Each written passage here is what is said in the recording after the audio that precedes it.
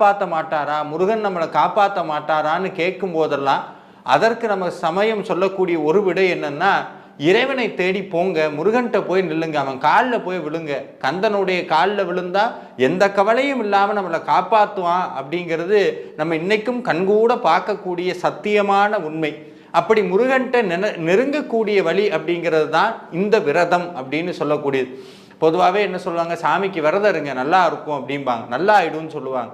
இந்த விரதம் அப்படின்னு சொன்னால் முருகனுக்கு உண்டான விரதங்கள் நிறையா இருக்குது. ஆனால் இன்னைக்கு நிறையா பேருக்கு இருக்கக்கூடிய மிகப்பெரிய கேள்வி என்னன்னா, இந்த 48 நாள்னு சொல்லக்கூடிய ஒரு மண்டல விரதம் எப்படி இருக்கிறது? ஏன் இந்த ஒரு மண்டல விரதம்? ஏன்னா பிரச்சனை அவ்வளோ பெருசு இருக்குன்னு அர்த்தம். இப்போ டாக்டர்கிட்ட போறீங்க, ஒரு ட்ரீட்மெண்ட் கொடுக்குறாரு, நம்ம ஒரு கேள்வி கேட்போம், எத்தனை நாளைக்கு டாக்டர் இந்த மருந்து சாப்பிடணும்? நோயோட தீவிரத்தை பொறுத்து மருந்தை படிப்படியாக குறைச்சிட்டு வரலாம், 10 நாள் 20 நாள். அப்போ நம்மளுடைய கர்ம வினை ரொம்ப ஜாஸ்தி